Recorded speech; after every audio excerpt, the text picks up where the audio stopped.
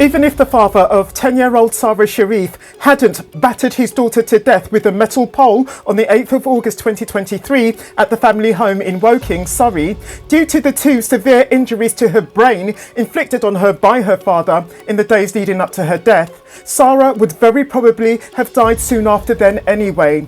Her father would still have very probably unalived his own daughter. I'll tell you now that I haven't got any answers. I have no idea why the father, the girl's stepmother and the girl's uncle, who all lived in the family home with the father's 6 children, subjected Sara, over a period of at least 2 years, to the extreme and constant acts of violence and cruelty that we now know of. The RDER trial that took place in late 2024, which is where the savagery that Sara's carers inflicted on her were uncovered, had to take place since, despite the overwhelming evidence against the 3 parties mentioned, they each pled not guilty to Sara's unaliving. I don't know if the 3 were violent towards the other 5 children in the home, 4 of whom having been younger than Sara, or how much of Sara's own abuse, if any, those other children saw. Do subscribe, give the video a like, drop a comment and donate. Hit the thanks button below, I'll appreciate you. When the prosecution asked the father, who was 42 at the time of the trial and whose name is Urfan Sharif, if he could imagine the pain that Sara felt when he whacked her all over with a cricket bat, his answer was no, he couldn't. He also admitted causing fractures, including to her neck bone, by hitting Sara with a cricket bat. The dad added, "I take responsibility, I take full responsibility."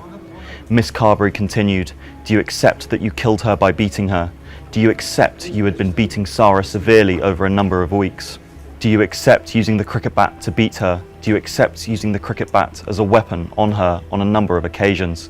Do you accept that you used the cricket bat on her with force?" Sharif replied, "Yes, ma'am." Now, when asked what happened, have you imagined her pain when she was hit with a bat? "I can't, sir," he said. Please keep in mind that the man's victim was a 10-year-old girl. Understand also that at the time of her unaliving, Sara weighed less than 60 pounds. She was small, skeletal and devastatingly weak. Being battered with a cricket bat doesn't afford the explanation for all of the fractures that were found, for a start, in the bones of Sara's neck. Yes, the father did whack his daughter on the neck and in other places with a cricket bat, causing, as I say, 1 or more of the fractures to the bones in her neck. However, the fractures in Sara's hyoid bone, also known as a tongue bone, specifically were caused not by any battering but by extreme and prolonged compression of Sara's neck. Strangling Sara at length was something that the father did on several occasions in the 6 to 12 months before Sara's death. In court, the father admitted to committing these acts of violence against his daughter.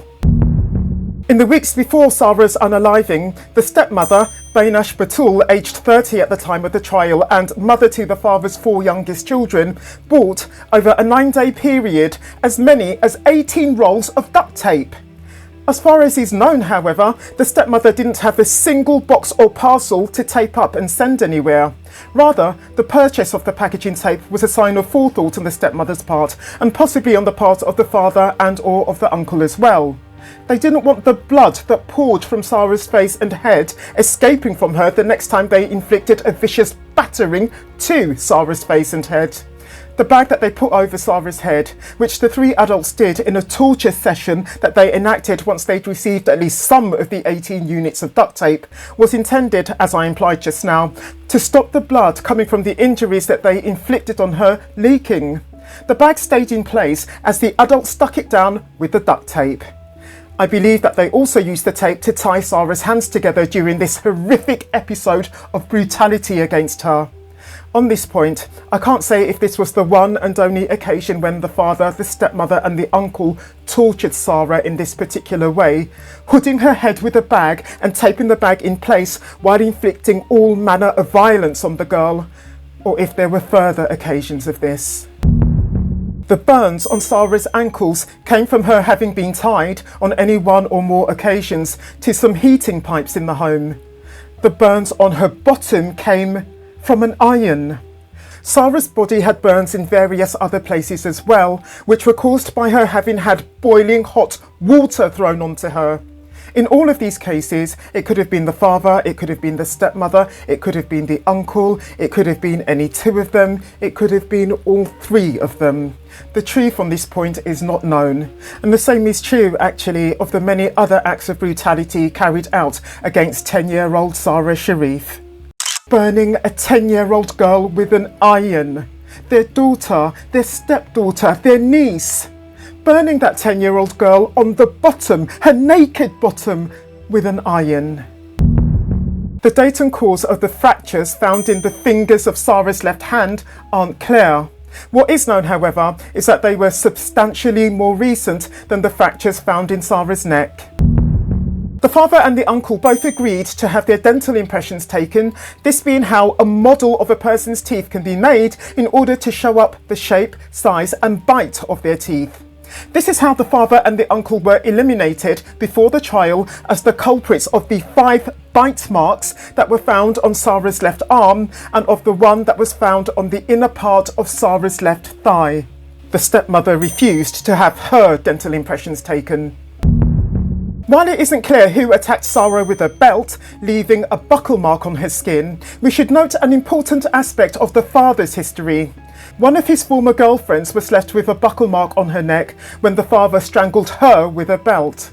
I'll add at this point that while the father was shown not to be the one who bit his daughter on the arm and on the thigh, he once bit a 1-month-old. It was the newborn baby of one of his former girlfriends. The father denied having ever inflicted any burns on his daughter. He did inflict burns on the son or daughter of one of his exes though. He viciously punched the son or daughter of one of his former girlfriends as well, leaving the child covered with bruises. I'll link some content of mine where you can learn more of the father's history of violence in his relationships. In court, the jury was shown a video recorded by the father of Sara Sharif himself, in which the father slaps his daughter round the face 3 times in a row. On the first slap, Sara, rather bizarrely, actually smiles. On the second slap, she makes no reaction at all. But when, on the third slap, she protests by saying, "Hey," the video ends. The father's explanation for inflicting those 3 slaps on his daughter was that it was just a bit of play, and that the 3 slaps were in no way harmful or abusive. He elaborated that the fact that Sara didn't cry after the first slap was proof that that slap wasn't that harsh. The father affirmed, additionally, that Sara was used to being slapped around the face by her father. In May 2021, the stepmother WhatsApped one of her sisters to say that Sara's father was, quote, a psycho, unquote, who, quote, beats the crap out of Sara, unquote. She relayed that that morning, Sara had fainted in the kitchen, having had no sleep the night before. The father had, the stepmother reported, made his daughter do sit-ups all night long as a punishment for hiding some keys where the cigarettes were kept. This is the same stepmother, though, who bought the duct tape that was used to hood her stepdaughter during a torture session enacted against her either by her and or by the father and or by the uncle. It's also the same stepmother who refused to have a model of her teeth made in order to see if she was the one who bit her stepdaughter no fewer than 6 times. Firstly, I would like to talk about Sara. Sara's death was an incident. Our family in Pakistan are severely affected by all that is going on. All the media have been giving wrong statements and making up lies. Imran did not give a statement that Sara fell down the stairs and broke her neck. This was spread through a Pakistani media outlet. I am very worried about Imran's safety. All of our family members have gone into hiding as everyone is scared for their safety. The kids are unable to attend school as they are afraid to leave the house. No one is leaving the house. The groceries have run out and there is no food for the kids as the adults are unable to leave their homes out of fear of safety. That is why we have gone into hiding. Lastly, we are willing to cooperate with the UK authorities and fight our case in court. When Surrey police raided the family home, which they did on the 10th of August 2023, after the father called them from Pakistan to report his unaliving of his daughter, they found some black rope that had some of Sara's hair attached to it. Either the father, the stepmother, or the uncle, whose name is Faisal Malik and who was aged 29 at the time of the trial, or any two or more of these parties had ripped Sara's hair out of Sara's head. The autopsy offered further proof of that. Police also found a hoover carrying Sara's blood and a rolling pin carrying Sara's DNA. Sara had been starved. I mentioned earlier that when she died, she was less than 60 pounds. She was 4 stone 3. Sara's starvation was proven by the examination of her bones that was undertaken. I also mentioned earlier that I don't know how much of Sara's devastating abuse was seen by her 5 siblings, the youngest at the point of Sara's unaliving having been a year old. I can confirm, however, that the police were able to determine Sara's time of death by a text that one of Sara's siblings sent to a friend of theirs reporting that their sister had just died. To develop a point that I made at the beginning, it's possible that, but for the 2 major brain injuries inflicted on Sara by her father in the days before her unaliving, the second of the 2 injuries having come no fewer than 2 days before her unaliving and having left Sara, it was claimed in court, in extreme and ongoing pain, Sara may well not have succumbed to the beating with a metal pole that claimed her life. Her unaliving came on the 8th of August 2023. Before getting started on what would turn out to be his final act of savagery against his 10-year-old daughter, the father tied his daughter's hands behind her back with parcel tape. In court, the father explained that his violence towards his daughter was simply punishment for her misbehaviour. I repeat what I said earlier though, this is no explanation or justification for his acts. Punishment is one thing, unbridled savagery, including unaliving, is another. Of the father, the stepmother and the uncle, the father was, in fact, the only one who gave testimony in court.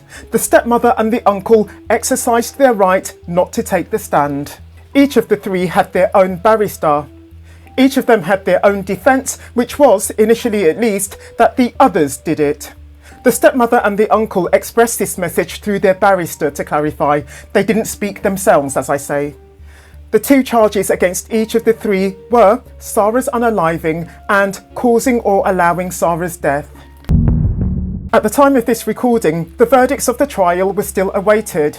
Assuming the 3 are found guilty of both charges against them, or of at least one of them, let them rot in prison. If this video has gripped you, I recommend you to watch this one next. I'll meet you there.